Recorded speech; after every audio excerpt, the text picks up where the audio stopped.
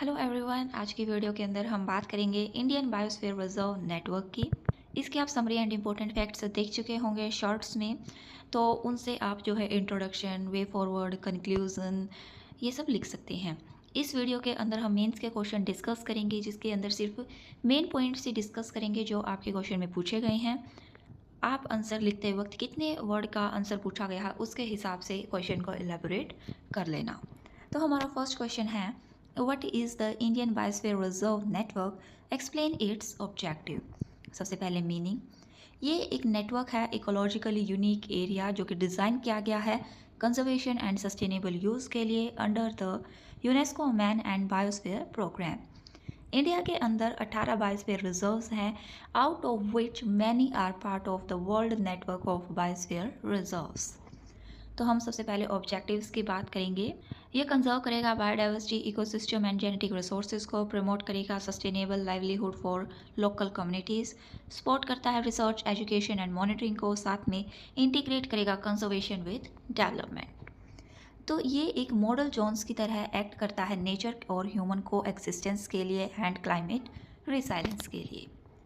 Next question है, discuss the three zonal structure of biosphere reserves and its significance.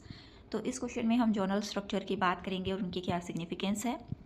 First, core zone, ये strictly protected है कि यहाँ पर कोई भी ह्यूमन एक्टिविटीज़ नहीं हो सकती and conserve under undistributed ecosystem. Buffer zone, यहाँ पर लिमिटेड एक्टिविटीज़ अलाउड हैं जैसे कि रिसर्च, टूरिज्म, एजुकेशन, और ये जो है सराउंड करती है कोर फॉर शॉक एब्जॉर्प्शन के लिए। फिर आता है ट्रांजिशन जोन, ये सेटलमेंट एरिया है, यहाँ पर सस्टेनेबल एग्रीकल्चर, फॉरेस्ट्री, ग्रेजिंग ये सब अलाउ होती है और एनकरेज करता है कम्युनिटी पार्टिसिपेशन को। तो ये जो नेशन है वो बैलेंस करती है कंजर्वेशन के साथ साथ डेवलपमेंट को भी, जिससे long term ecological stability create हो। Next question, why are biosphere reserve important for biodiversity conservation in India. तो क्यों इम्पोर्टेंट है उसकी बात करेंगे हम। ये प्रोटेक्ट करती है थ्रेटेंड स्पीशीज़ को, जिसके एग्जांपल है स्नो लिपर्ड नंदा देवी में, लाइन टेल्ड मैक्यू नीलगिरी में, डुगोंग गल्फ ऑफ मन्नार में। साथ में ये कंजर्व करेगा यूनिक इकोसिस्टम को, जैसे कि mangrove, coral reefs, evergreen forest, desert, islands को। क्लाइमेट चेंज रिसाइलेंस की तरह भी एक्ट करता है क्योंकि एक नेचुरल सिंक है, कार्बन सिंक, और मेंटेन करता है इकोलॉजिकल बफर को। सपोर्ट करेगा ट्रेडिशनल नॉलेजेस को by involve tribal and local communities. तो ये एक जो है लिविंग लैब की तरह सर्व करता है for ecosystem based conservation. Next question, evaluate India's performance in getting its biosphere reserve included in the UNESCO World Network for Biosphere Reserves। India ने कितनी प्रोग्रेस की है उसकी बात करेंगे। काफ़ी अच्छी प्रोग्रेस की है इंडिया ने, जिसमें से जो हमारे 18 बायोस्फीयर रिजर्व्स हैं उनमें से 12 रिकॉग्नाइज हुए हैं इन WNBR में। ग्लोबल रिकॉग्नाइजेशन की बात करें तो एनहांस हुआ है इंडियाज़ कंजर्वेशन क्रेडिबिलिटी, बूस्ट हुई है eco tourism and research collaborations, लेकिन चैलेंजेस भी हैं जैसे कि long approval processes, need for better documentation and monitoring. India एक जो है लीडिंग कंट्री है in promoting community based conservation में पूरे वर्ल्ड में। Next question, discuss the challenges faced by biosphere reserves in India. इस क्वेश्चन के हम चैलेंजेस की बात करेंगे। ह्यूमन प्रेशर है जिसमें एनक्रोचमेंट, ग्रेजिंग, शिफ्टिंग कल्टीवेशन ये सब आते हैं। डेवलपमेंट एक्टिविटीज़ से भी, जैसे कि रोड, डैम, माइनिंग, यहाँ पर बफर जोन्स के पास ये सब होती हैं। क्लाइमेट चेंज इम्पैक्ट्स, जैसे coral breaching gulf of Mannar में, अल्टर्ड रेनफॉल।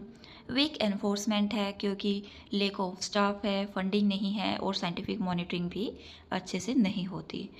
तो हमारी गवर्नमेंट को जो है काफ़ी ज़्यादा stronger governance and community participation की ज़रूरत है, ताकि जो भी हमने ये ऊपर चैलेंजेस देखे हैं इनको ओवरकम कर सके। Next question, how can community participation strengthen the functioning of a biosphere reserve. तो इस क्वेश्चन में हम बात करेंगे कम्युनिटी पार्टिसिपेशन कैसे स्ट्रेंथन करती है बायोस्फीयर रिजर्व्स को। बाय सस्टेनेबल लाइवलीहुड, यहाँ पर जो है eco tourism, organic farming, handicrafts ये सब होंगे। लोकल नॉलेज इंटीग्रेशन, जैसे इंडिजीनियस रिसोर्च मैनेजमेंट सिस्टम में। Reduced conflict by joint forest management and co management communities. Monitoring and protection by community patrolling and biodiversity service. इनसे जो है conservation socially acceptable and economically viable बनेगी। Next question, suggest measures to improve management of Indian biosphere reserves. तो इसके अंदर हम बात करेंगे क्वेश्चन में कैसे मैनेजमेंट को हम इम्प्रूव कर सकते हैं Indian biosphere reserves by strengthening donation compliance, increase scientific research and data based decision making, expand eco-development programs, enhance climate adaptation planning, improve coordination among forest, tourism and local bodies। तो हमें एक landscape based approach की ज़रूरत है rather than isolated protection की।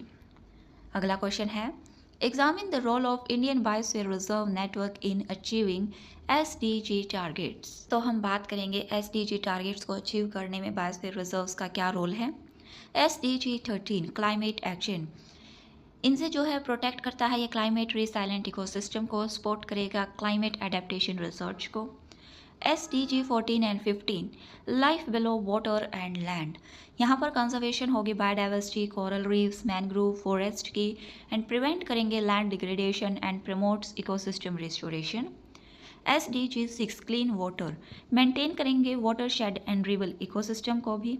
SDG 1 and 8 livelihoods, इसमें eco tourism, organic farming, sustainable forest products का use होता है।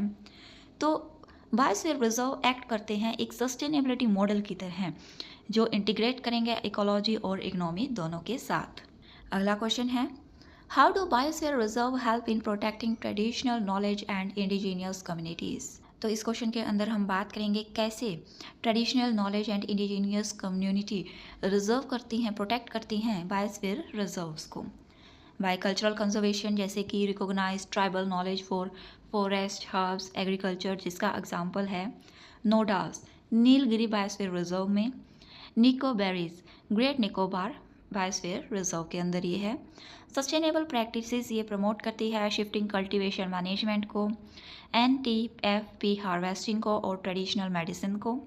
Livelihood integration by sport craft, forest based livelihood under transition zones. Research and document में भी इथनोबॉटेनिकल सर्वे हुआ और बायोडाइवर्सिटी रजिस्टर्ड की गई। तो बायोस्फीयर रिजर्व प्रिजर्व किया जा सकता है बायोकल्चरल हेरिटेज से, जो कि असेंशियल है क्लाइमेट रेसिलेंस के लिए। अगला क्वेश्चन है, evaluate the challenges of balancing conservation and development within biosphere reserve transition Jones.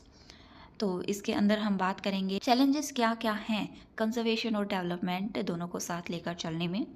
High population pressure, तो सेटलमेंट एग्रीकल्चर एक्सपेंशन के लिए ज़्यादा प्रेशर है।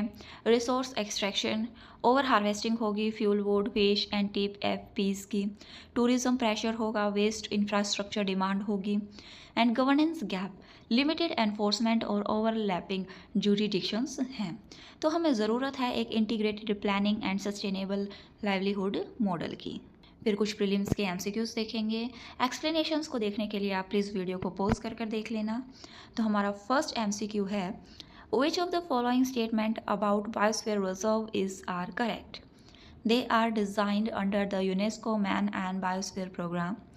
All biosphere reserves in India are part of World Network of Biosphere Reserves. They include core buffer and transition zones. Options हैं A 1 and 3 only, B 1 and 2 only, C 3 only, D 1, 2 and 3. Correct answer is A 1 and 3 only. Next, which of the following is correctly matched? Biosphere reserves and key species के लिए है option A Nokrek red panda के लिए, B great Nicobar sangai deer के लिए, C Panna lion tailed macaque के लिए and D Dihang Dibang dugong में। Correct answer is A Nokrek red panda के लिए। Next, consider the pair following biosphere reserves and type of ecosystem, जैसे first Gulf of Mannar coral reliefs के लिए, सुंदरबन मैनग्रोव के लिए, cold desert tropical evergreen forest के लिए। Which of the above is are correctly matched? Correct answer is A 1 and 2 only. Next, which of the following biosphere reserve contains both a tiger reserve and an elephant reserve?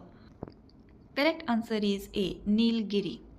Next, With reference to UNESCO's Man and Biosphere program, consider the following statements. It promotes the coexistence of human and nature. It legally mandates strict wildlife protection in all core zones. It focuses on conservation, development, and logistics support. Options are given here. Select the correct answer. Correct answer is A, 1 and 3 only. आज की video में बस इतना ही. Please like share and subscribe my channel for more useful videos. Thank you.